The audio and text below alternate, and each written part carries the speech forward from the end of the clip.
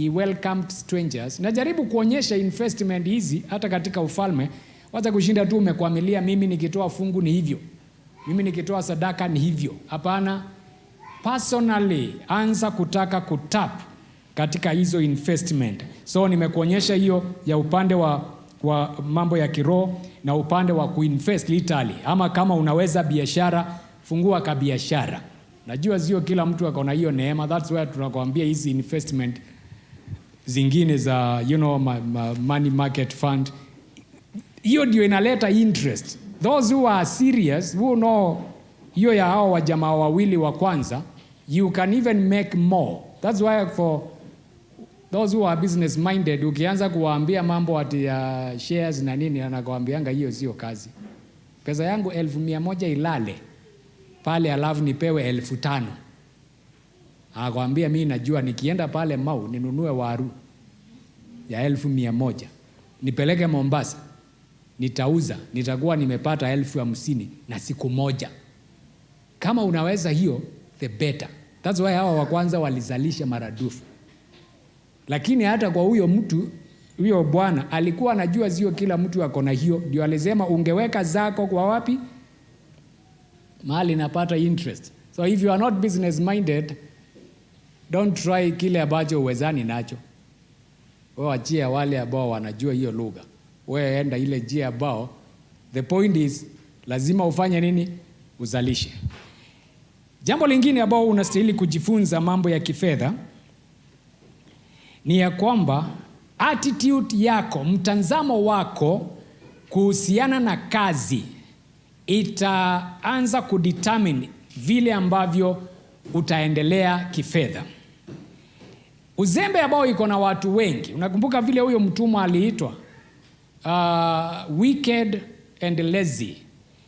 Watu wengi aswa Pentecostals hata wakishinda wakipiga nduru wakisema vile uchumi ni mbaya, vile Mungu hataki kuwabariki, shida yao ni laziness. Plain ile tu uzembe ya kwamba huyu mtu attitude yake kuhusiana na kazi ni mbaya. Kama ameajiriwa, attitude yake inamnyima hata baraka, na especially ukisoma Wakolosai na Waefeso vile ambavyo inasema wale ambao wameajiriwa kila kitu unafanya ufanye as if before the Lord, si mwenye amekuajiri. Hiyo peke yake inaweza fanya Mungu aseme unyang'anywe kile ulicho nacho. Mambo ya kufikanga kazi umechelewa na kukuwa na excuse mingi, ama kama uko na biashara unalala mpaka saa 5 na biashara yako ni ya kuuza maziwa na mkate, kwani nani anaamka kunywa chai saa 6? Lazima ukue tu hard working, kwa sababu hii ni kanuni ya maandiko. That attitude ya vile umezoea ya kwamba wewe umezoea vitu vya bure, kama vile tulikuwa tumesoma kwa ile hoja nyingine, ndio build hii culture. Unaona saa hizi vijana wengi mawazo yao si wao wafanye kazi, wanashinda wakisema na kuomba, mimi ninataka mtu ambaye ni financially stable. Kwa nini wewe si financially stable? Ama hiyo stability wherever inapatikananga na wewe unajua sana, kwa sababu wewe ndio umeiandika kwa list yako. Mbona wewe hujaipata? Because you don't want to work for it. Sasa unataka mwingine afanye kazi, alafu sasa wewe akishapata hiyo gari yake, nyumba, nini, sasa ukuje uolewe. Kuolewa isikue ndio idea yako ya kupata pesa, kwa sababu hiyo ndio inaua especially wasichana wetu. Marriage is not a way of creating wealth. It has never been, it will never be. God bless you ukipata jamaa ako na pesa, lakini ujue hiyo sio njia ya kukutajirisha wewe. Na ukikuwa na hiyo mawazo tayari ni kumaanisha you have the wrong attitude. Na unajua kile kitafanyika hata ukiolewa na huyo mtu financially stable, ama ukioa mtu financially stable, your instability will destabilize that marriage. That is a fact. Kwani watu wangapi hata unakutanga hata yeye anasema kabla niolewe na huyu mtu nilikuwa naendelea vizuri sana, wakati tu alinioa mambo yangu ikaenda shuu. It's because here is stability plus instability. The net result will be instability. upende usipende. Unaona sasa, because wasichana wamepick hiyo for some time, the boy child sasa amepick. Sasa ndio hawafanyi kazi, wanatafuta mature women ambao ilikuwa inaitwa nini hii kitu imetendeka US? Si mnaijua, sijui what swindler. Inaitwa nini? Tinder or something. Sasa umeona Kenya kuna moja ya jana. Jamaa anaitwa sijui nani, amekon wasichana mamilioni, sijui mamilioni gapi, mpaka wameform WhatsApp group kujaribu kurecover pesa yao. Na ukisikiliza vile wanaeleza, some of them are lawyers. Kwanza ile mimi ilifanya nicheke sana. Mmoja wao ni lecturer wa psychology. I mean, sasa huyu ungetarajia anaweza kusmell a con man from afar. Si umesomea, hiyo ndio unafunza watu kuanalyze human behavior. Lakini akaingia box. Jamaa anampeleka tu hivi nitakuoa nini tuma pesa, tuko na nyumba Karen, nyumba ambayo hujaona na macho. Unatuma, anachukua loan anamtumia. Jamaa anaendelea tu kumeza. Hiyo sio ile ya online. Huyu mpaka anakutana na wao in person. Wanakaa chini kwa mahoteli kubwa na anakudanganya mpaka unalipa hiyo hotel. Nakwambia sijui pesa ya mama yake imeshikwa, sijui ameuzia nani chopa. I mean, anajifanya ni tajiri sana, anakuonyesha makaratasi EACC ina investigate kampuni ya mama yangu, so pesa zimeshikwa, account yetu iko frozen na tunahitaji pesa. Usiana die huyo anafungua roho yote na pass. Sasa unaona boy child ameerefuka Sasa unaona sasa mtu kwanza sasa wamejua wamama wasichana, mtu akikuwa stable anaanza kuwa lonely, so anaanza kujua sasa, wacha ningoje atafute pesa apande kwa kampuni, saa ile ako lonely kabisa na mimi nitokesee, ataninunulia gari, atanifanyia chochote ambacho ninataka. That is just plain laziness and it will not work. Hata akikununulia, kwani atakununulia forever? Hata Mswahili ambaye hana roho alisema mjinga akierefuka, ujanja yako itafika mwisho tu. Ataerefuka tu, atafika mahali tu agute, huyu jamaa si ndoa alikuwa anataka, alikuwa anatafuta mfadhili, na atachoka tu. Work wewe mwenyewe to be stable. Attitude hiyo mbaya tuko nao ya kazi. Utaki hata mahali unaambiwa hapa kuna kazi ujitolee, hapana, unataka ile rahisi sana. Wakati tunasema hakuna kazi Kenya, it's a lie. Kazi zimejaa hata kwa gazeti. Na sio kila kazi kwanza iko kwa gazeti, zingine nyingi zimejaa. Kile watu wanastahili kuwa wanasema hakuna kazi rahisi Kenya, hiyo ndio wanataka. Ile I will work for 2 hours na nilipwe 2,000,000. Lakini ile nitaanza kuambiwa hii kazi utakuwa unaingia saa 12 asubuhi na saa zingine utakuwa unatoka saa 3 usiku. I have a life.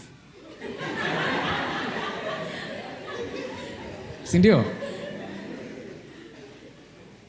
Can I prove to you where our attitude is wrong? Angalia tule statement unaona tu social media, because that's where you gauge where the society is.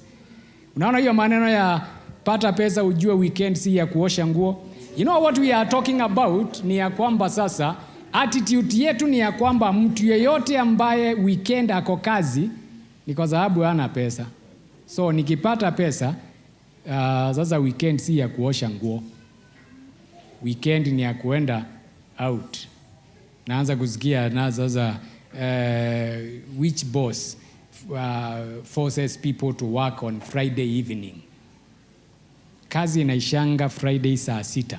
Ukiuliza huyu mtu anaenda wapi?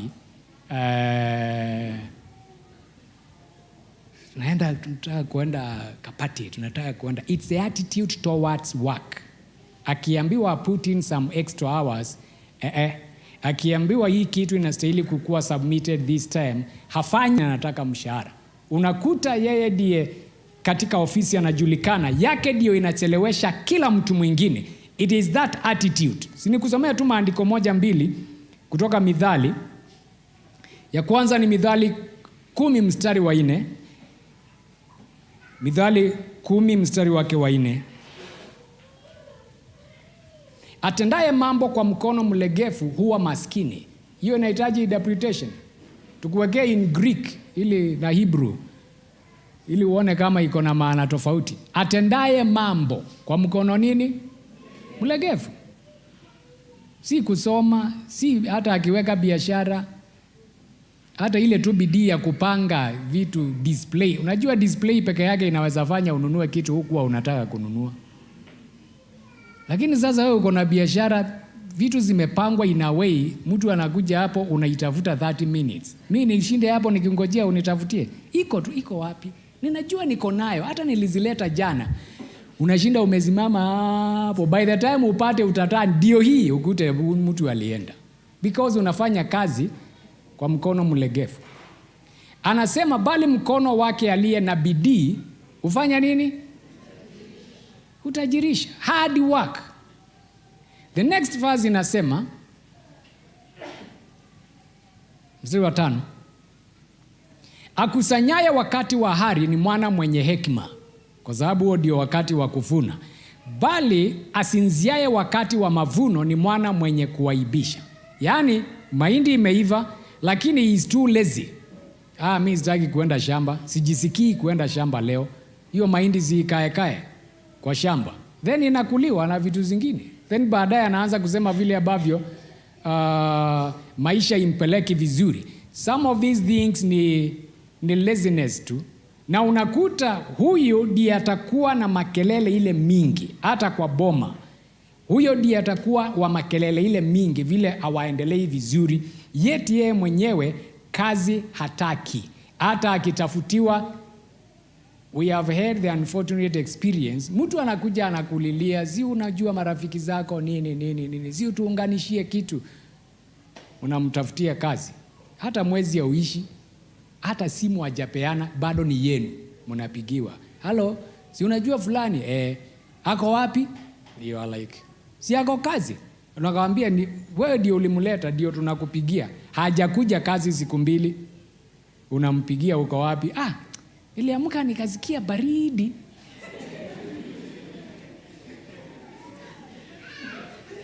Kasema leo nisiende kazi. Unamuuliza alafu, nitaenda tu kesho. Paka unamuuliza kwani hiyo kazi ilikuwa yako? Ati unaenda leo sasa anaenda hiyo kesho anaambiwa kazi iliisha. Na unakutana na yeye kesho, pastor si unisaidie. Wale watu ni wabaya. Unajua sometimes unasikia tu ka patience kanataka kuisha. Nataka kumuuliza sasa ulikuwa unataka kazi ya aina gani? Ama mwingine anakuambia hiyo kazi ni ngumu. Ni ngumu aje? Kuna wengine uliacha huko wanafanya. Nakwambia kuna watu wengi sana. Hata nilipoacha kuna wengine walikuwa hapo gate wakitaka hiyo kazi ambao wewe hutaki.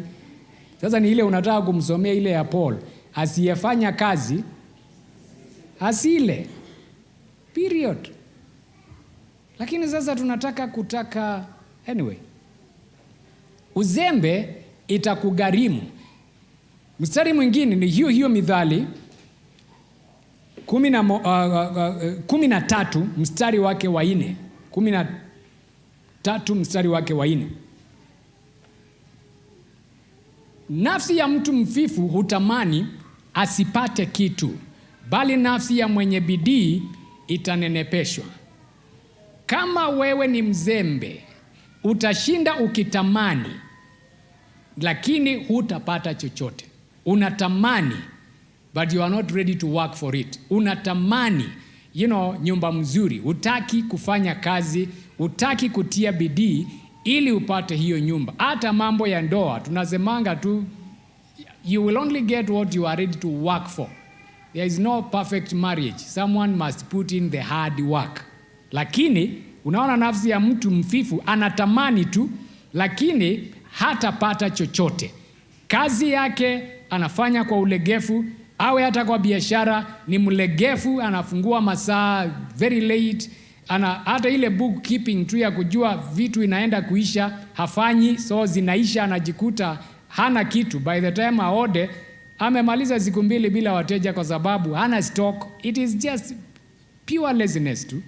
Ama ile tu nimekwambia attitude ya hata akikwambia nitakufanyia hii kitu siku hii, hafanyi. Kwani hata wewe mwenyewe ni watu wangapi unajua yule jamaa anakuanga ni fundi mzuri, huyu ni mtu mzuri, lakini ukimuitisha kitu hata leta wakati ule alisema. Ukipima nguo labda uchukue next year. Sababu hata shona. Hata shinda tu akikwambia story hii, kazi ilikuwa mingi mpaka unamuuliza kazi gani? Kwa sababu nimekuta customer mwingine na mwingine na mwingine. So kama kuna makastoma watatu na kazi yao haijafanyika, hiyo kazi mingi ni ya nani? Halo? Na utashinda tu hapo ukiomba na kukemea mapepo hapo hakuna. Kama kuna pepo ya kukemewa inaitwa ufifu, na hakuna pepo inaitwa hivyo. Hiyo ni attitude tu. Ni uamke ufanye kazi. Bwana asifiwe. Let hata kama ni ofisi yako, mtu afike hapo aone umemfanyia kazi. Utaona kesho atarudi hapo. Iwe umefungua kabiashara yako, deliver what you are supposed to deliver. Si utufike kazini kwako hata uchafu peke yake inatufukuza hapo. Na unataka bado turudi, hao watu wa kanisa ni wabaya. Hata hawezi promote mtu ya kanisa yao. Tukujange kwako hata kile mtu anakujia huna ama iko hapo, lakini uzembe ile uko nayo utashinda hapo. Na by the way kuna watu mpaka unaona unataka kumuuliza kwani ulibarikiwa na uzembe. Sijui kama umekutana na watu kitu simbu kwa duka umemkuta amekaa tu hapo. Habari yako mama? Mzuri. Nataka sukari. Iko. Ameketi tu. Iko. Anataka kilo moja. Unataka kilo moja. Akiwa ameketi tu. Yaani ile unataka kumfanyia hivi, hello, uone kama ameamuka, kwa sababu unaona kama amelala.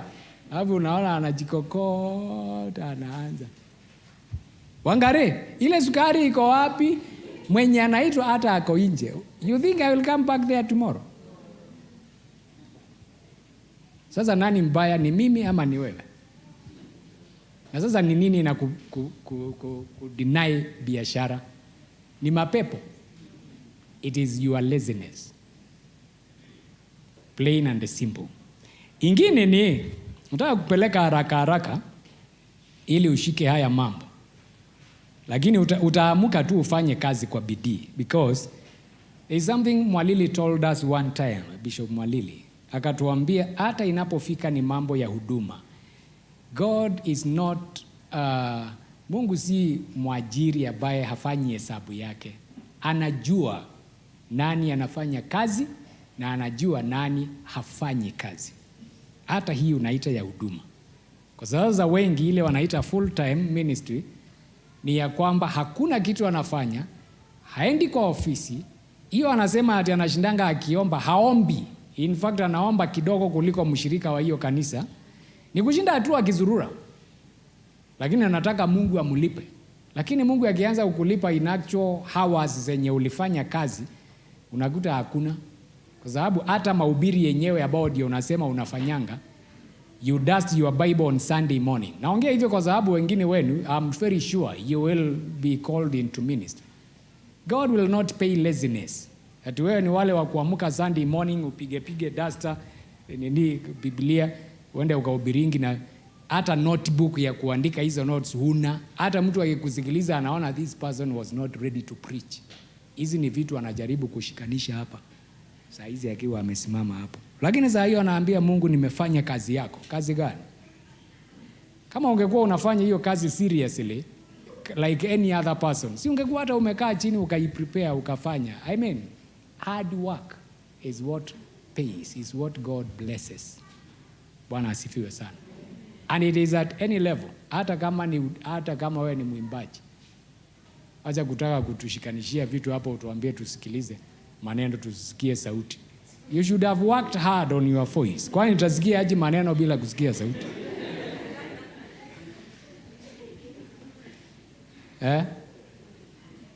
Ati tusisikie sauti, tutasikia aje? Simply you are telling us, I'm not ready. Si urudi tu ufanye kazi yako, utoe kitu ambao imeiva. Uone watu hata wakikulipa kwa sababu ya nyimbo zako. ama whichever gift. Now the next thing you need to deal with ili uone baraka ni lazima utambue utajiri si wa inaitwa nini? For the weak. Si wa watu ambao ni wadhaifu ndani ya moyo, that is. Ni kwa sababu mali na utajiri inaambatana na vita mingi. Ya kwanza ile tu unajua. Of course ukianza kupata vitu una attract attention ya wale lezi ambao tuliongea. Lakini sasa kama wewe unasema sitajenga nyumba kwa sababu nikijenga nyumba wezi watajua niko na pesa. Sasa utashinda tu bila nyumba kwa sababu there will always be people lazy ambao wanataka kufaidika kwa jasho ya wengine. Sasa ni wewe ukue kichwa ngumu. Ujue hata kama wako namna gani nitaendelea kutia bidii na nitie bidii ya kuchunga vitu zangu. Because mali si ya wale ambao ni wadhaifu. Inahitaji mtu ambaye ni kichwa ngumu. Utanenwa mabaya, especially nao kwa wewe ambaye ni Mkristo. Kitu kidogo tu, hata majirani zako ama hata watu wa chachi yako ndio tu wataanza kuongea huyo mtu, hiyo mali si ya bure. Hapa lazima ameanza kuingiana na devil worship. As if shetani ndiye anakuanga na mali. Na mwenye anasema hivyo ni uzembe yake inamkula. Lakini unajua sasa anaona nikisema huyu mtu amebarikiwa nitaulizwa kwa nini na mimi sitabarikiwa. So lazima nimpaint na kala mbaya ili mimi nionekane mimi ndio niko sawa. Kama waanze kusema mimi niliambia Mungu sitaki hii mautajiri ndio inafanya watu wasiende mbinguni. Unajua by the standard ya watu wengi kwanza wewe ni tajiri sana. Kwa sababu utajiri ni comparative. Sasa tukiwa hapa as long as uko na nguo wewe ni tajiri, si ndio? Tukiamka tu vile tulivyo tuende in another place mahali hata hizo nguo ziko na viwango, tutakuwa maskini. Si ndio? Ukienda kwa kijiji wewe peke yako ndio uko na pikipiki, wanasemanga huyo ndiye songo. Ukienda mtaa ya kila mtu ako na gari, huyo ndiye maskini wa kijiji yetu. Kwa sababu sasa yeye hana nini? So ukianza kuwa weak in your heart, hati unaogopanga watu kukusema, unaaibikanga watu wakiongea mambo kinyume na wewe, wakikutaja, utaanza kujikwaza bure. Lazima moyo wako uwe tayari kusemwa. Lazima uwe tayari kujua the more ninaendelea kupata tumali, the more ninaendelea kupata maadui wa kila aina, competitors wangu, matajiri wenzangu, maskini ambao hawataki kufanya kazi na wanataka hiyo yangu, watu ambao wanataka tu kunifuruga moyo, amani ya moyo wangu kwa kushinda wakiniambia sasa mimi sipeangi watu pesa, na wenye unawauliza wanapewa kwa nini ni hao wanataka ya bure. Lazima ukue mgumu. By the way, I came to a point ile hata unajua vile unaenda nyumbani, kijana yetu umekuja, si uniachie 10, unamuuliza ya kufanya nini? Because people would like, ukiuliza watu, na najua umeiona, ati vile imepostiwa sasa these are the billionaires of this country. Read the comments za Wakenya. Siyapeane hiyo mali yote. Because kulingana na wao, haustahili kuwa nayo, ni ukipata upeane bure tu. Na at the end of the day hata ukipeana, the same people watasema sasa alikuwa tajiri amefilisika. Si tunawaambia mambo ya devil worship. Sasa unaona pesa zake zimeisha zote. Na alipeana vile aliambiwa apeane. Lazima ufike that level where your heart, you are strong. Unaweza jua this is a needy case na nitasaidia. Hii ni ujanja, na usimame useme kitu ya aina hii mimi sisaidiangi ya aina hii. Na no one can push you. By the way, one of the things na hii ninakuambianga, ukitaka kusilence guilt, hiyo ya kuambiwa ati usaidiangi maskini ufanyangi hii, wewe make sure umefanya hiyo. Kwa sababu when you know, naona vile unagurana na mtu kwa street, saidia unaambia hapana. Si usaidie maskini, unaambia wewe si maskini. Anakuambia Mungu anakuona. Wewe unaenda ukicheka tu kwa sababu hiyo ni maombi mzuri. Mungu si unione, si unajua mimi nasaidia maskini. Cha ukweli. Acha na hii ya shilingi 5 ya kutaka kusilence moyo wako. Hiyo sio msaada, by the way. When we are talking about kusaidia watu, atuongei juu ya hiyo shilingi unatupianga. Mtu amekaa hapo kwa hiyo street, anatembea na kakaratasi ya ati anachangisha pesa ya hospitali. 1980 alikuwa bado akichangisha. Forget about that person. That's someone in business. Wewe tafuta something real. Attitude yako ikue, you are not easily shaken. You will not be manipulated. That's why unasikianga watu maskini wakisema matajiri ni wagumu. Na ni ukweli. Kwa sababu amefika mahali akajua, hao watu wananisumbua, si msaada wanataka. Wanataka tu kuwa wasumbufu. Kwa sababu hiyo kitu ananiambia ati nimpee hii, hata ingine sio hiyo anataka. Kwani watu wangapi unakutana na yeye round hii, anasahau kamuji ni kadogo sana. Mama amekuja, mwingine alikuja kwangu, kukutana hapo kwa mlango, nisaidie, nimefukuzwa kwa nyumba yangu na mzee, akachukua watoto na akanichoma mpaka anainua nguo. Nikamwambia wacha tu. Niambia unaona vile alinikata kutoka hapa mpaka hapa, sasa ninataka tu unga nini. Incidentally tulikutana nikitoka na nilikuwa nimeshika mahindi. Korogoro sijui ngapi. Niliona imekaa hapo kwa nyumba. Nikaona nilikuwa na mahindi tu nimeshika hapa. Ulikuwa unataka nini wewe? Nataka hata kama ni mahindi ya kusia. Nikamwambia ndio hii. Nikampea.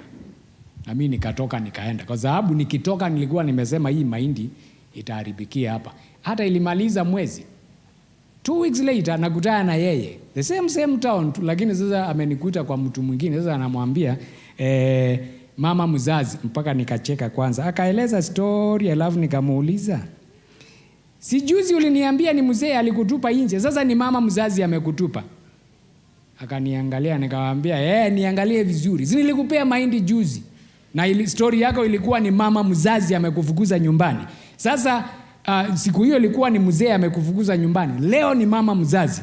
Of course ni ile anaenda tu bio sana, kwa sababu anajua sasa ukiendelea kusema unajua vile watu wanakasirikanga, kumbe hata si msaada ulikuwa unataka. But people would love kukusukuma hiyo kona, wewe peana hii vitu, peana hii hata watu wenu wao ndio watakuwa number 1. Unajua umebarikiwa kwa sababu yetu. Mimi sijabarikiwa kwa sababu yenu. Mimi nimebarikiwa kwa sababu yangu na kwa sababu ya real needy people. Si mtu kama wewe nilikuandikisha kazi pale ukaenda ukafuta. Kama unaniambia nikupee na hata hauna explanation na kupea kufanya nini. You need to be strong in your heart if you are going to have anything. Otherwise utahangaishwa na watu mpaka ukute hata umesema sijui ni hame niende mahali hakuna mtu, kwa sababu mara ni simu au utakosa kupigiwa, ndio unachukua tu anakueleza story mrefu okay, katizie hapo. Unataka aje?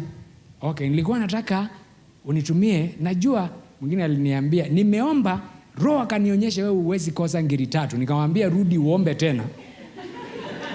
Kwa sababu sina ngiri 3 ya kukupea. Sikumwambia sina ngiri 3, niko na ngiri 3 lakini sina ngiri 3 ya kukupea. Simply because ananiambia hajalipa nyumba miezi 6. Namuuliza miezi 6, ulikuwa unafanya nini? Hiyo ingine ulikuwa unalipa aje? Ni kusaidiwa na watu hivi na hivi. So sasa wewe kulipa nyumba ni kusaidiangwa hivi na hivi. Naambia fanya hivi, hama hiyo nyumba, enda nyumba ingine. Actually fanya hivi. Kwa sababu umenieleza unakaa, alikuwa anakaa na Akuru. Si uliniambianga kwenu ni mahali fulani, hama, rudi Kishagi. Unafanya nini na Akuru? Umeniambia hakuna kazi, so unafanya nini? Unalipa nyumba ya nini? Unanisikiliza? Before you call me with a funny story, moyo umekuwa mgumu. Because only the strong. Sinikupea maandiko, Mithali, ili usidhani ninakuambia vitu hakuna. Wacha nikupee maandiko yake. Proverbs 11:16.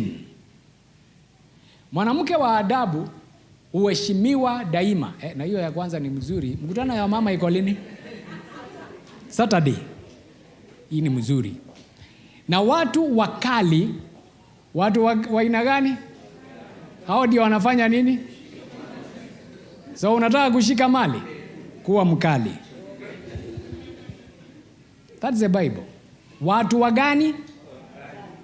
Violent men retain riches. Wealth is for the violent. That's why unasikianga hata maneno ambao unasikia describing businessmen. He is a ruthless businessman. He is a shrewd man because wealth and hiyo ka violence kutoka ndani, it goes hand in hand. Otherwise utakuta umefurugwa na kila mtu. Watu wanakuja hapo hata wanajifanya ni wagonjwa. Hata uwezi, yani nikikufa leo kwa sababu ya shilingi 5,000 tu ya hospitali, Mungu atakuuliza milele. Unamwambia si ukufe saa hii nikikuona hapa. I like what my dad told one guy. Mapasta wa kushindanga, akiniokolea. Unajua ukikosa kuniokolea nitafungiwa nyumba. Nini mahali nimefika. Huyo bishop akamwambia fanya hivi. Unaniambia nikikosa kutumia hii pesa mahali umefika utakufa njaa. One of the descriptions ya job descriptions ya pastor ni kuzika. So kufa nikuje nikuzike, bado hiyo ni kazi yangu. Kwa sababu wewe unadhani kazi yangu ni kukupeanga pesa. Si bado job description ya pastor, kwani imekwamia tu kusaidia watu pesa? Kuna pia hiyo ya kuzika watu. Kwa sasa huyu ni mtu kila siku nipee hii, haki nitumie hii, niokolee. Kwani hii utaokoleanga kila siku? Either you are misusing money ama you are plainly lazy. Huwezi kuwa kila mwezi wewe ndio bado unaokolewa kulipa nyumba, hama hiyo nyumba. Kama kazi imekosekana for some time, toka hiyo nyumba enda Kishagi. Ama hata hamuna Kishagi. Kama hamuna Kishagi, well, change hiyo nyumba, enda nyumba chipa. Wacha kushinda ukisema sasa nikae nyumba ya matope. So unataka kukaa nyumba ya gorofa na pesa ya wengine. You know, some of these things need to change. Na especially believers. Na tafadhali, hata hiyo nimekumbuka. Hata kama ni mshirika wa hii church, amekuja kwako kukuomba msamaha, si msamaha ni vizuri yaombe. Hiyo akiomba mpe. Lakini akikuja kukuomba pesa, don't give it away so easily. Please, let us not encourage laziness. Ati mtu amekuja tu nipee 200, nitakulipa. Ile ingine hajalipa. Na by the way, kama kuna mtu hapa amekukopa pesa hajalipa, you need to let us know. No, I'm serious. Because part of us is teaching people righteousness. Kwani righteousness ni nini? A righteous man borrows and pays back. So kama kuna mtu hapa ambaye anakopa alipi, you should let us know, ili tuanze kufuata na huyo mwenye dhambi, tumsaidie ajue hiyo kukopa na ulipi ni makosa, ili tujue kwanza ni kwa nini unakopa, tuanze kuinvestigate. Kwa sababu maybe shida yake hata si pesa, shida yake ni hizi vitu tunaongea. And I am serious. Kama kuna mtu wa hii church amekukopa pesa akakosa kulipa, ama anaendanga akiomba watu, kwa sababu si mtajuana tu. Sababu akiniitisha leo hata niitisha kesho, ataenda kwa Dr. Ben. Na tutaongea tu, kwani hata wewe alikuitisha? Aliniitisha, hata mwingine, hata mimi aliniitisha. Any such a thing should reach us. And I'm saying this now administratively. Because part of the responsibility ya kanisa ni kuprotect one another. Tusikue na mtu, because anyway, hatuongei juu ya malaika, we have had such cases before. Where by the time unajua unakuta kuna mtu amepiga kila mtu 200, mchezo tu hivi. Alafu saa hiyo sasa anapotea. Sasa watu wanapakingi, asili huyo jamaa alitugonga. Ni munasema mapema. Kabla usaidie mtu, that's why tuko na hizo home fellowships. Ili tuwe tunaweza jua this is a real needy case. Hatuwezi julia kwa hii a bigger crowd, lakini tukienda Jokerio, wale wako hapo Jokerio hata wao wenyewe wanajuana. Wanajua huyu mtu enyewe alikuwa anaendelea vizuri, anafanyanga bidii, lakini for now hii na hii ilifanyika, kabiashara yake kalianguka, for now anahitaji ka boost for now. Sasa hapo, that's why unaona tukiinsist watu wakue kwa hizo groups, because when people are not accountable in any place like that, sasa wanataka hiyo ya kuwa sasa ikupitia tu juu. Amepigia huyu, ninahitaji pesa ya chakula, huyu akampea 100. Akaenda kwa mwingine, kamwambia tuko praise and worship pamoja. Sijakula tangu jana, na ukimwangalia hiyo uso, si uso wa boy sio uso wa boy imelala njaa. Sasa unakuta ni kama mchezo tu. We need to up our game also, so that the really needy are the ones that are being helped. Tuko pamoja? Yes. Lazima tukue wakali. That is a principle. Najua sasa hiyo imekuharibia kampango kako. Sasa tuende kwa hiyo ingine. Ingine ambayo inanyima watu baraka ni matumizi ya pesa zenyewe. How do you use your money? As in, ile Mungu amekupea. Ama unaniambia si Mungu alikupea, ile ulilipwa last time. Unatumia pesa zako namna gani? Kuna watu hata mahitaji yao hawatashughulikia wakipata pesa, watapoteza kwa njia zingine. Ile tunaitanga sasa lack of wisdom. Mtu anajua mshahara yangu ni hii 10,000. Amepewa hiyo 10,000. Kitu ya kwanza, kwa sababu anashinda akisumbuliwa na jirani ambaye ako na music system, ni kukimbia pale aende anunue music system kubwa kuliko hiyo ya jirani, ambao itamcost hata pesa nyingi kuliko mshahara yake ya hiyo mwezi. Then the next day ako back to square one. Mwezi huu mambo ni mabaya. Na last time alikuambia tu mwezi huu mambo ni mabaya. Last year bado mambo ilikuwa mabaya. Kwani hii yako inakuanga baya kila siku? How do you use your money? Ama unakuta zako ni unaharibu na vitu ambao ile sasa Sulemani alikuwa anasema vanity. Hata kama you can account for it, lakini is it justifiable? Kwa sababu accountability ni level 1. The next question is, can you justify? Hata kwa audit, zio ndio maswali. Si kuwa tu na mareceipt. Hii kampuni tulinunua hii mareceipt ndio hii. The next question wanaulizanga, justify. Ilikuwa ni lazima mnunue hiyo kitu? Ili unaanza kukuta sasa auditors report inasema pesa hapa zilitumika vibaya. Hazikuibiwa, lakini zilitumika vibaya. Ile sasa unaanzanga kusikia ati county government imepeleka watu MCA wote Tanzania ati kuenda kufanya benchmarking ya walikuwa wanafanya nini hawa waembu, ziko kwa gazeti, so sikuwasema. Walikuwa wameenda kufunzwa tabia mzuri na Watanzania, benchmarking, ili wafunzwe kusema tafadhali naomba uniuzie sukari, naomba nikushike. Ati walikuwa wameenda kufunzwa hiyo, na kila mtu za hiyo akona per diem sijui ya pesa ngapi, billions of shillings. Enyewe ilitumika, but the auditor raises a question, is it justifiable? Because in the first place hata zile story walikuwa nazo huko ni tabia mbaya, so hawakufunzwa hiyo tabia mzuri. So ili uanze kuambia Mungu nataka pesa zingine, can you justify zile alikuwa amekupea? Alikupea pesa, uko na jamii, bado watoto wako wako nyumbani, hawakurudishwa shule, na pesa ulikuwa nayo. Chakula kwa nyumba hakuna, lakini hata mwezi hujafika tarehe 5 tangu ulipwe, lakini hakuna chakula kwa nyumba yako. Ulitumia pesa namna gani kabla uanze kuambia Mungu unibariki? Because especially in this generation ya mashindano, lazima hiyo kitu tuitilie mkazo kabisa. You cannot be a money waster in the kingdom of God na utarajie Mungu akubariki. Bwana asifiwe. Enda ukae chini ujifanyie kitu inaitwa internal audit.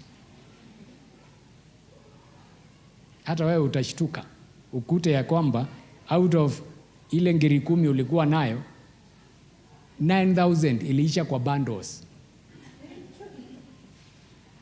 Sasa ati ulikuwa unafanya research, ingekuwa imeisha bundles za kazi, at least ungejitetea. Ile kazi nilifanya na ngojea inilipe. Iliisha tu Ukishinda kwa internet ukitaka kujua nani amepigwa na nani ameachwa na nani, Diamond sasa ako na nani, nini nonsense, and then you are still asking God, Mungu akisitu unibariki. Unajua Mungu ninahitaji pesa. Kuna maombi ninaambianga watu, you can pray vile watu wanaambianga God bless me with a job. Ukinibariki na kazi tu, hiyo hata mambo inatangazwa kanisani hawatakuwa na shida. The question is, kabla ya hiyo kazi unataka, si umekuwa tu na pesa? Kuna hitaji lolote ulitusaidia?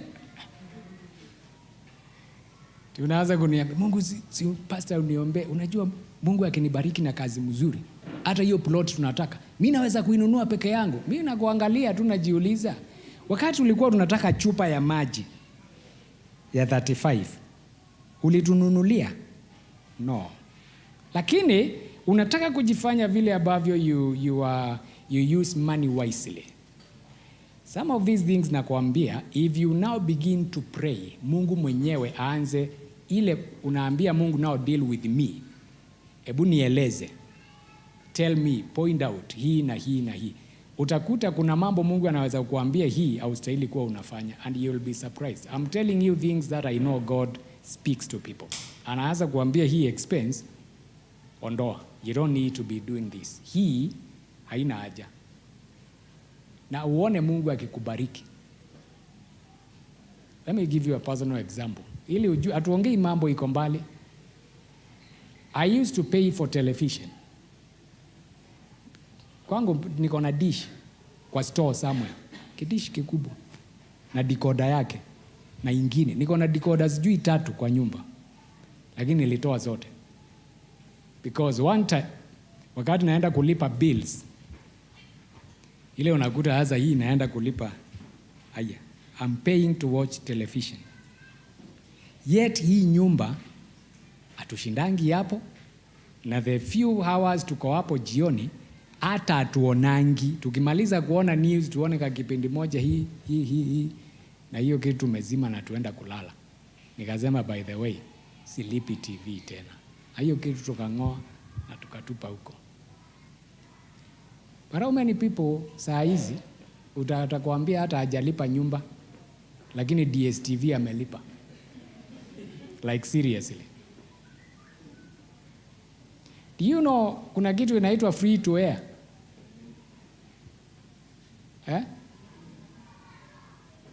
Kuna free to air. Iko na station ni 106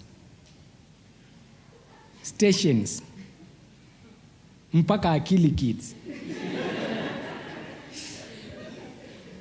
Sababu kama uko na watoto lazima ukuwe na Akili Kids ili waimbange akili.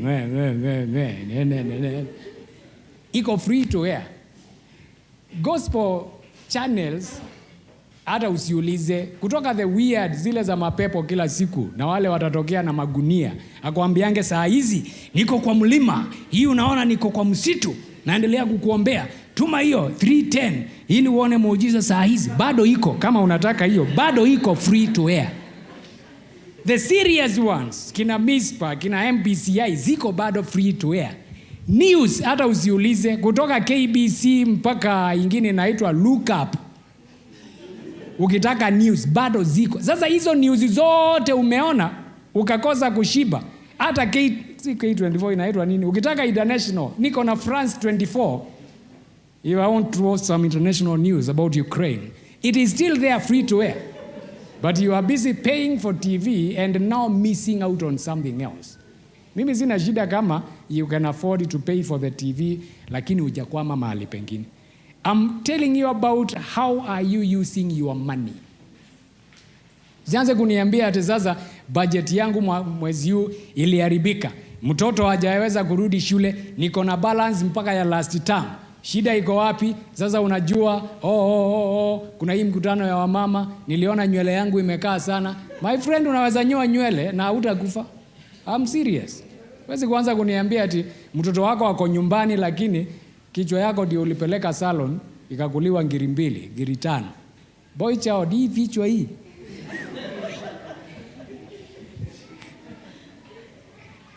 shukuru Mungu yako inakulanga 50 bob tu. Lakini sasa utakuta mtu mama ndio huyo anakuambia mtoto hajaenda shule lakini lazima aende manicure. Like seriously. Ni gani ya muhimu, ni mtoto wako kusoma ama ni makucha yako? Makucha yako inastahili kuwa ulienda makucha baada ya mtoto kuenda shule. Justify the money you have been getting ili uone Mungu akikubariki na ingine. Tuache kuona even as a church some of hiyo ukali unasikia tukiongea, it is because with the time you learn God is not going to bless carelessness, and that is something nasemanga roho safi. From almost 30 years of preaching I have come to know hata kanisa Mungu aachiliangi pesa tu ovyo ovyo. Anataka kuona hii pesa mnatumia kufanya nini. Si ati kwa sababu pesa iko sasa tufanye hii, tufanye. You should be able, kama wewe uko na jamii, na hii natakwambia roho safi. This is something I have witnessed with many families. Part of the financial crisis ya families ni kwa sababu ukisikiliza watu wengi vizuri, mioyo yao iko na attitude towards hata mahitaji ya kwao wao wenyewe. Alafu unatarajia Mungu akubariki. Uko na shida, you struggle, sio kwa sababu hauna, you struggle hata kutoa pesa ulipe karo ama ulipe nyumba ya kwako, hata ziongei juu ya jirani. Hiyo bado unashinda ukingangana, nitalipa ama nisilipe. Paka unataka kuuliza, so Mungu anakubariki ya kupeleka wapi kama hata kwako haifiki? Jaweza au mtu tukiwa ile sehemu nyingine, stranger tu alipita akaniambia nataka kuona pastor. Nikamwambia ndio mimi. Akakaa akatoa check ya 50,000 akaangusha hapa, akaniambia hiyo ndio shida yangu. Nikachukua check nikamuuliza imebounce. Unajua sasa, anyway sometimes mtu anakuja unashindwa sasa hii ndio shida aje. Check ya 50,000 amewekelea hapo, akaniambia hiyo ndio shida. Nikamuuliza imebounce. Hapana. So ni shida aje? Sasa msichana anaanza na ile lugha yao. Una get as in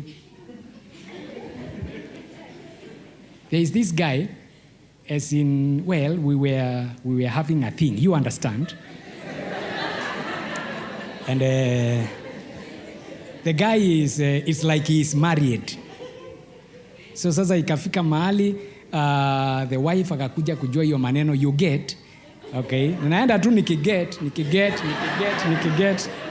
But anyway, the bottom line is, huyo ni jamaa who is married, he is having an affair with this girl.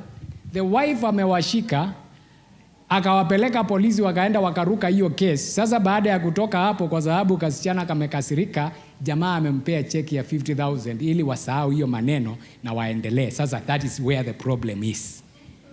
So namuuliza sasa, imekuwa shida aje? Niambia kwa sababu sasa I actually need this money. Lakini upande ule mwingine naona vile huyo madam alikuwa amewika, mimi naona kama naweza uawa. So mimi niko torn between nimrudishie hii check ama nijisort nayo kwa sababu nahitaji. Nikamuuliza hii ni mara ya kwanza? Hapana, huyo jamaa anakuanga mzuri. In fact hii ndio kidogo aishawahi nipea. Okay. Well, na akasema na mimi sijakuja kuokoka, so sijaribu hiyo njia. Nataka tu msaada. So anyway, nikamsort na akaenda. But you know honestly, wakati alitoka, nilikuta nikiuliza Mungu like seriously.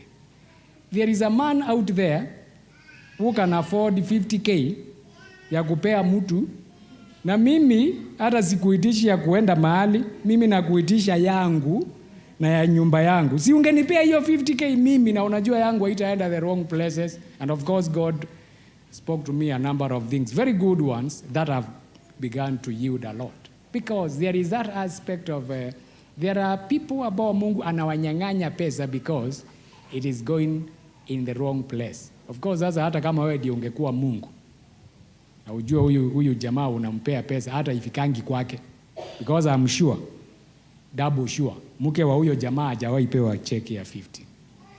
Tuseme tu ukweli. Si hata tulisema sagana tusidanganyane. Hajawahi, mke wake hajawahi pewa 50K. Akaambiwa mama kwa sababu ile siku hiyo baada ya kupelekana polisi. Unadhani huyo jamaa alipea mke wake 50 ili watoshane? We mpango wa kando shika 50 kwa sababu ulipelekwa polisi. We mama shika 50 kwa sababu ulinipeleka polisi. Unadhani alipewa? That man will be praying tomorrow, God bless me. For what? Bwana asifiwe. Wamama, hiyo attitude ya kusemanga pesa yangu ni yangu, ya mzee ndio ya jamii, ndio itakata pesa zako tu. Because hata Mungu ataanza kujiuliza, sasa yako ni ya kupelekanga wapi? Hailipangi nyumba, haisomeshangi watoto, hainunuangi nguo. By the way, yenu mnapelekanga wapi? Ama tutaulizana mkutano ya wamama, kwa sababu bado utasema ununuliwe nguo na unafanya kazi na unalipwa. So yenu mnapelekanga wapi? Tutaongea hiyo ingine. But I want you to see, you need to be able to justify. Angalia maisha ya Dorcas ama Tabitha na Ayubu. Hiyo sitasoma. Ayubu 31:16. Ayubu anajitetea, anaambia Mungu, wakati nilikuwa nayo mimi sijawahi kosa kusaidia maskini. Ukianzia Job 31:16 anasema wajane hawajalala njaa, watu hawajaenda uchi nikiwa na pesa. Yaani ni ile ana justify. Anaambia Mungu, unajua nikiwa nayo ni msaada, si kwangu tu, hata kwa watu wengine. Ya mwisho about attitude towards money ni failure to tame your appetite, ama ile tunaita as a discipline. Kama unataka kuona ufanisi wa kifedha, lazima ujifunze sasa ile tunaita discipline ya pesa. Lazima ujifunze kuwa unaweza jizuia mambo fulani, because pesa inapokuja, kama una discipline, hiyo pesa utaipoteza. Utakuta umetumia kwa vitu ambao you regret later. Na nimekuwa nikiulizwa hii swali. Wakati tunasema loan ni kitu mzuri for some things, yes. Lakini sasa unakuta, ili uone kwa nini naongea juu ya hiyo kutame appetite yako. Hapa kuna kitu cash inauzwa 10,000. Na saa hiyo pesa sina. So ninachukua 10,000 ya bank nilipe maybe for 1 year. Sitalipa ikiwa 10,000 kwa sababu wale wanataka interest, wanataka anyway, unaelewa mambo ya loan.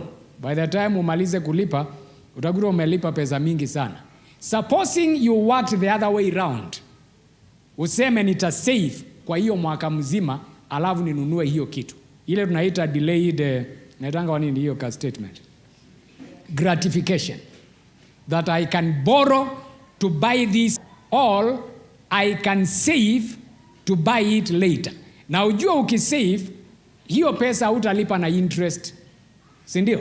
Kama hiyo kitu ni 1,100, utasave 1,100. Ukichukua 1,100 uinunue sasa, alafu ulipe loan, by the time umalize kulipa, hata unaweza kuta umelipa 150,000. Issue ni discipline.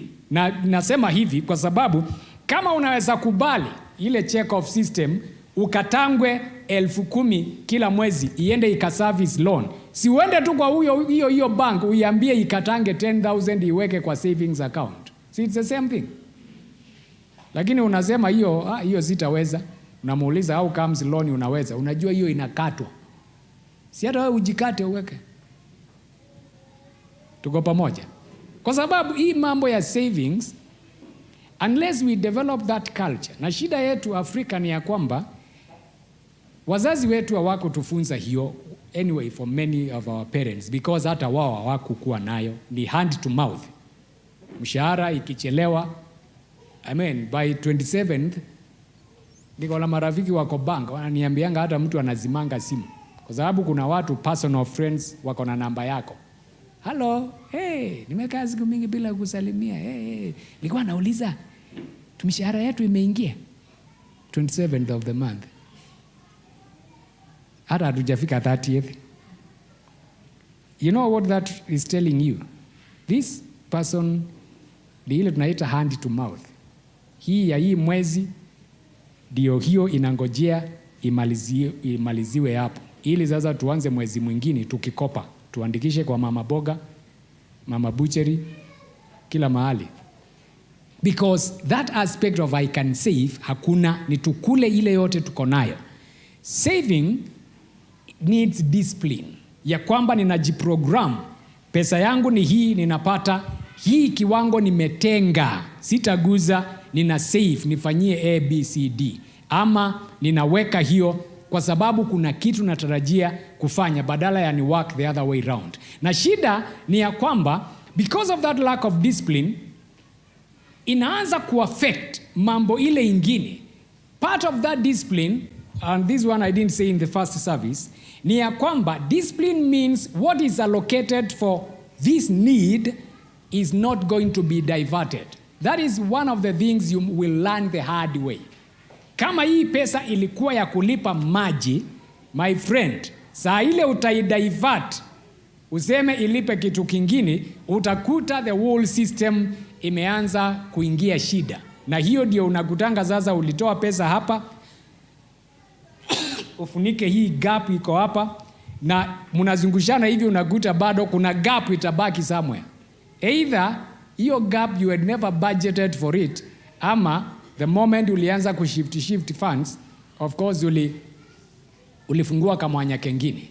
Discipline will teach you that I need to live within my means. Kwa sasa, nakumbuka zile vitu nilikuwa nakuambia, ati kwa sababu umeona fulani anaoganga na sabuni hii, anatumia marashi hii, na wewe unasema hata mimi hiyo marashi ndio nataka kutumia. Unakuta ni marashi ya 10,000 kachupa hii. Mwenye anatumia hiyo pesa yake inamruhusu. Sasa wewe unataka kuenda hapo. You need your own discipline ya kujua, for me now I cannot afford to do ABCD. Discipline haimaanishi hauna pesa. Discipline ni kumaanisha nimejikaza enough kujua hii pesa ni ya kitu hii na sita divert. Si pesa ya shule utoe uweke kwa kitu ingine, alafu sasa ukute mtoto wako nyumbani na mumeanza mzunguko kwa sababu sasa ulishift funds. Hiyo kitu kanakuanga mtego mbaya. And that is one of the things God taught me na ikanisaidia. Kama hii ninajua hii ni ya kulipa stima, hakuna kusema wacha ninunue unga tutalipa stima kesho. Hapana, niilipe stima. Hiyo unga kama sikuwa nimeibudgetia, then I need to ask myself why haikukuwa kwa budget. Because in the asking ndio utaanza kukuta kuna mahali hauendi vizuri. Discipline ni kuanza kujua. Unakumbuka vile tulisema mambo ya hata kuwa na account. Savings au ngojei, hakuna mtu hata nani, hata wale wanaani billions, there is no one who has enough ati anasema niko na more than enough. We don't save ati kwa sababu sasa tumetosheleza mahitaji. No, you save because you need to, and that's why it needs discipline. Na hapo ndipo many of the banks ukienda uwaulize the products they have, utakuta wako na account za savings, wachana na ordinary, ambao hata kupata hiyo pesa ni kizungumkuti. And that will save you because it teaches you discipline. Ikiingia hapo uwezi toa any savings account, a serious one, hainanga ATM, haina mobile banking, uwezi toa hiyo pesa na simu, uwezi toa na ATM, lazima uende kwa account. Na ni lazima ile process utafuata hapo, utachoka in the way. I know that because I have one ambao iliniokoa mahali. Haina it has nothing. Hata hiyo kadi yake ni ile ya kuchomelea na nini na pass. That's how serious it is. Na kutoa ni kiprocess. Unaenda kwa cashier, anaedoze, anakutuma kwa manager. Aende aedoze, urudishe hapo, upange laini tena. Then anakuambia now you can't withdraw from this account for the next 90 days. By the time the 90 days iishe, utakuwa umekuta I didn't even need the money. Because it was meant for what? Savings. Lakini ile indiscipline tuko nayo, we can do anything anyhow. Let me show you some formulas that have been proposed by many people that have worked. If you can now program yourself ya kwamba ile pesa unapata 50% hiyo ndio ya matumizi yako, then 20% hiyo inaenda straight to savings, na You need also to balance between the savings and the investments. Savings inaweza kuwa tu imelala hapo for a needy day, but you need to balance ili kuwe bado kuna zingine zinazaa, so unaweza balance hapo. Then umekwambia 15 ya matumizi yako, 20% is savings, na hiyo imetolewa kwa Genesis. Joseph aliambia Pharaoh wakisave 20% ya chakula itawabeba siku ile ya njaa, na ikafanya. So these are not crazy ideas. 10% of course is the tithe for the believer. Another 10% is what you use sasa kusaidia watu. Na hapo ndio unakuta unaweza ambia watu mwezi huu zile nilikuwa nimepanga za kusaidia watu zimeisha. Labda nikusaidie next month. Nilikuambia lazima ukue mkali. Yeah. You should be able to tell hata your relatives. Wacha vile wanakuambia kijana yetu uko na pesa, unawaambia ya mwezi huu sasa siwezi saidia beyond there. When you work with the percentages, you are safer because hata kama ni 10,000, unajua the percentage ya hii ni ngiri moja. Siku ile nitakuwa na 20,000, itaongezeka itakuwa 20,000, 2,000. Nikianza kupata 100,000 itakuwa na 20,000 ya kupeana. I mean unaenda na percentages. The last 10%, hiyo ndio sasa ile tunasemanga sasa ya kujishukuru. Hata wewe si umefanya kazi. I mean usikae tu ngumu, once in a while unaenda unanunua ice cream. Unakula na unapeleka watoto pale, naitwa nini hiyo kitu? Hiyo mavitu ya merry go round. Mnaenda mna swing hapo kidogo kidogo bila kusikia guilt, bila kusema hey, na hii si ni pesa ya karo. Hapana, hiyo unajua hiyo sio ya karo. Hii ni ile 10% ya kujishukuru. Na utakula bila wasiwasi, by the way. Can I tell you, unaona vile watu wanakaa hapo wanasema hatuwezi kuafford holiday nini. Si you save 10% of your money for 1 year. Uone kama utajipeleka Mombasa na watoto wako na wasemange dadi kama huyu tulimuona wapi. Anyway, unajua hiyo kawimbo.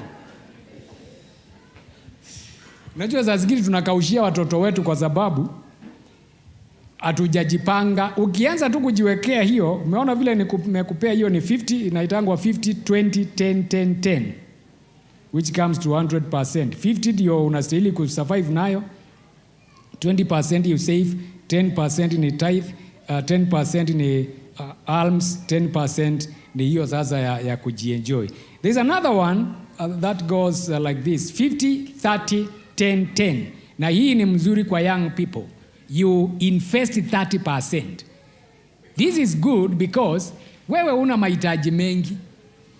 Hata una mtoto unalipia shule, hata hiyo 50% unakuta for many young people it is still, unless unataka tu kushtua watu, it's still a lot of money.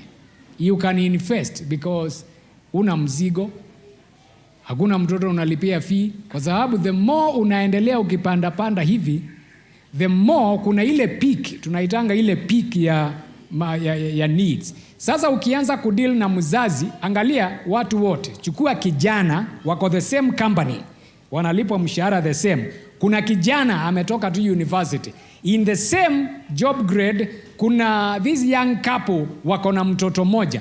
In the same job group kuna mzee amekaa hapo akona watoto, sasa akona mtoto moja primary, akona mtoto high school. In the same unakuta kuna mzee sasa akona watoto high school, akona watoto college. Do you think their needs are the same? No. So ukianza kuwaambia ati sasa nyinyi nyote mshahara yenu msave 10,000, utakuwa kijana, utakuwa umemwekea kiwango cha chini. Kuna mzee hapo utakuwa umefinyilia, kwa sababu sasa anakuuliza sasa nita save ama nitalipa college.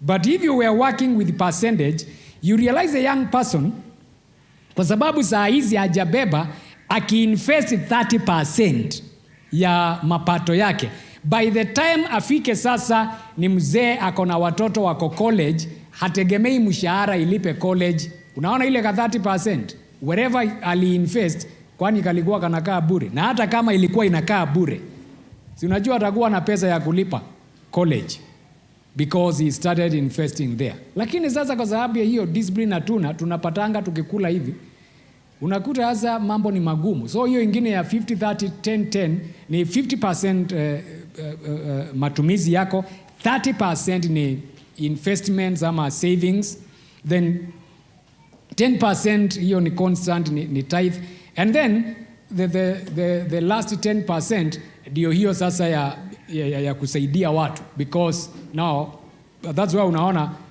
ziko tofauti. You don't have to stick to those formulas. You can generate your own formula. Wewe ujipangie kila mwezi nitakuwa nikisave this amount. Percentage, not amount. It doesn't have to be millions. Hata ukisave 200. There's a young girl I employed one time as a house help, and she challenged me because sasa sianakaa kwetu, anakula kwetu. I mean kila kitu iko hapo, nyumba, alipi, nini. At the end of the year, unakuta msichana anasema sasa nipeeni karuhusa niende Christmas kwetu. Na msichana unakuta ako na tu pesa more than 10k. Paka unamuuliza anasema sasa mimi sina matumizi, si ninakula hapa, ninaoga hapa, nini. Ile kidogo natumia ni mafuta yangu tu. And that girl, in the few years she worked for us, every year Christmas alikuwa anaenda nyumbani yenyewe, tunaachwa tukisema yenyewe huyo msichana akienda atokee mama yake, amwambie mami, this is what I brought to you. Hata huyo mama atakuwa anasikia yenyewe msichana yangu, she is doing something with her life. Then akaanza kidogo kujiinvestia hizo, anaweka, alianza kununua nini macherani, sijui something hizo za kushona, house help. Lakini ziko na watu wamefanya kwa gava, permanent and pensionable. Mwisho wa mwaka umwambie mzee nipee 10k, anamwambia ni kubaya. Lakini huyo msichana at the end of the year alikuwa anaenda nyumbani na more than 10k, because sasa yeye alikuwa ana save more than 90%. Sasa anatumia nini?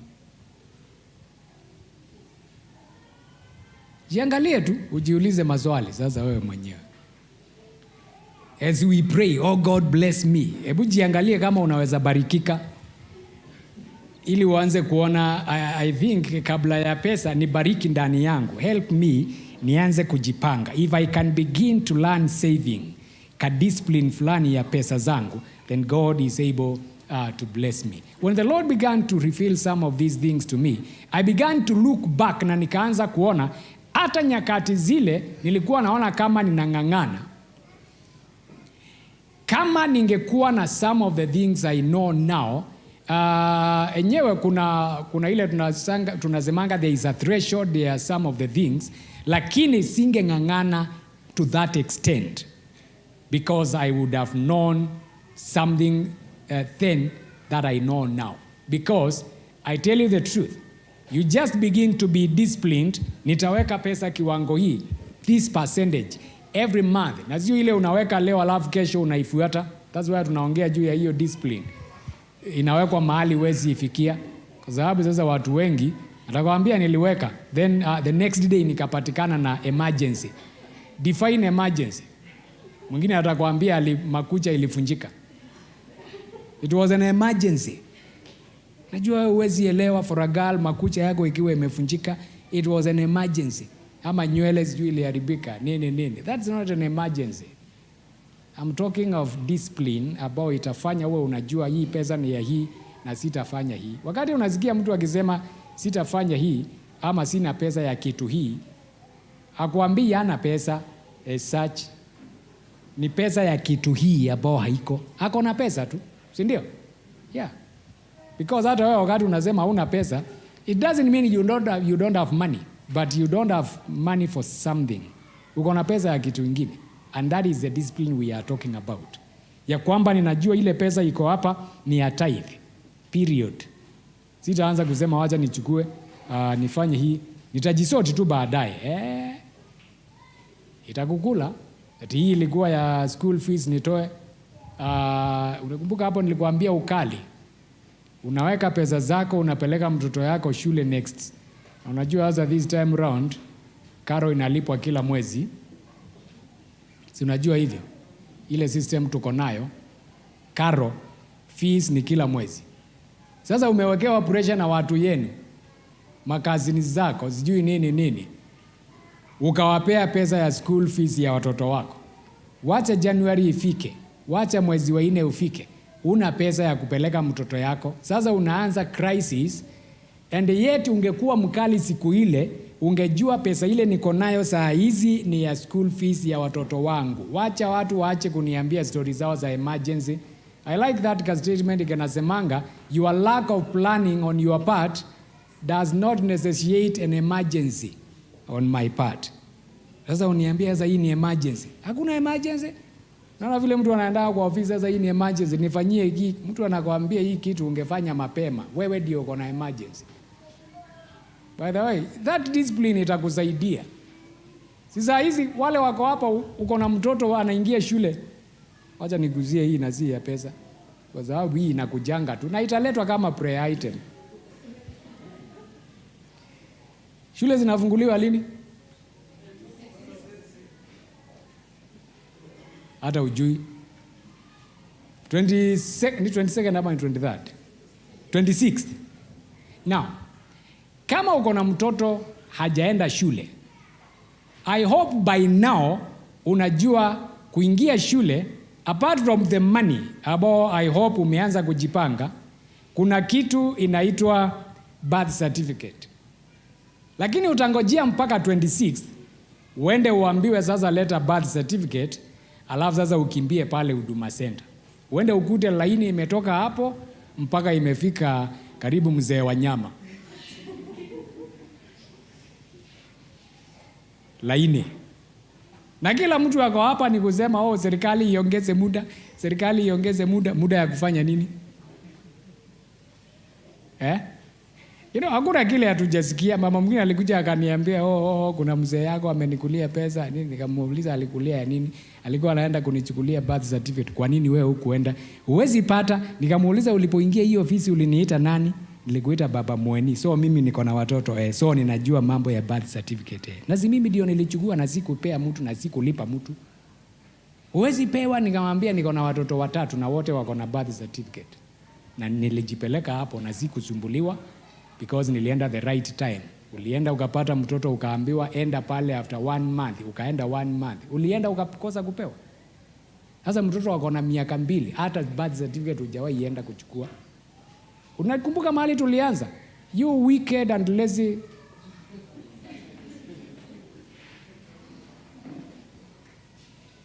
Of course you know me, sitakubembeleza kwa sababu nikikosa kukuambia ukweli, mimi tu ndio nitakuja kuona ugumu wakati unakuja, pastor niombee shule inanisumbua. Sasa ninakuombea inakusumbua aje? Si wanataka tu birth certificate. Na ungekuwa umeenda wakati ule uliambiwa uende. Na usiniambie una time, you have the time. Ile time unashindanga mshene ya bure hapo kwa jirani, ungekuwa umeenda, ungekuwa umechukua hiyo kitu. Tafadhali. Hata saa hizi ukianza kuweka kamia, siku ya kuenda shule utakuta hata kama ulipi yote, unaweza pea mwalimu kitu hata yeye aone huyu mzazi amejitahidi. Wacha niruhusu mtoto asome, atapata hiyo ingine. Lakini shule imefika hata uniform hana. Mtoto ameletwa bila uniform, bila nguo, bag ya shule. Amekuja ameshika hiyo kitabu na mkono hivi. Siongei juu yako, naongea juu ya wazazi wengine funny. Ninawaonanga mahali. Anakuja anaambia mwalimu haki ni kubaya. Anamwambia basi lipa hata tu ya registration 200. Haki hakuna. Nitakuletea tu. Univumilie tu. Unajua mwalimu ninakuombea sana. Na hao wenye hawana pesa wanajuanga kuomba sana. Si ujiombee wewe mwenyewe kwanza. Mwalimu nakuombea tu utabarikiwa. Wewe wacha asome.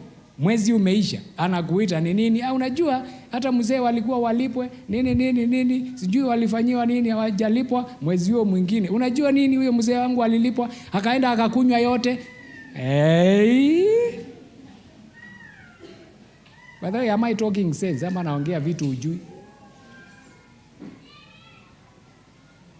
By the way, tuko na walimu hapa. Ningeita mmoja akuambia zile sarakasi wanaambiangwa. Mwingine aliniambia yaani mtoto anaenda shule akiwa mgonjwa, mzazi anaambia mtoto, enda uambie mwalimu akununulie Panadol. Mpaka mwalimu ananiuliza, sasa seriously pastor, hawa wazazi wenu tuwafanyie nini mpaka unacheka? Unawaambia si ungepigia huyo mzazi. Ananiambia nimempigia. Nawaambia akuja, ananiambia nilijua tu utamnunulia Panadol. Alafu kitabu, si hata wewe mwalimu umnunulie. Mpaka huyo mama amuuliza, kwani mimi sina watoto wangu? Si hata mimi niko na watoto wangu? Lakini huyo mtu atashinda akikwambia, na saa hiyo hata ukifuata mahali yako si ati ni kitu anafanya ya maana, ni kuzurura tu kwa soko. Si ni ukweli? Kwani parents day na nini wakati unaonanga watu hawaendi? Kwani unadhani watu wako busy? Ati mtu anakuambia sina time, tumeitwa parents day, tumeitwa academic day, haendi? Si umfuate uulize kama they are that busy. Anyway, hiyo tutaongea kwa couples na kwa premarital. Butu simame. Watoto wakuje tuwaombee sasa. I hope this is helping you because financial blessing ni kitu ambao Mungu anakusudia. Lakini suluhu si maombi peke yake, ni hizi mikakati na kuonyesha hapa, ili Mungu akubariki na uone amepanua mipaka yako. Watoto candidates wakuje class 8 na tutaombea pia KCSE. Najua KCPE walifanya nini, sasa wanaamkia kesho. And even as we pray, you should be thanking God na kumwambia akusaidie ili hata uweze kupata mikakati ya kulipa hiyo karo.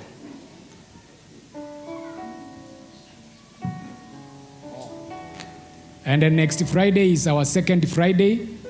I think it was not in the announcement. So kuna kesha, our monthly kesha, the coming Friday, where we gather to pray. Watoto waletwe.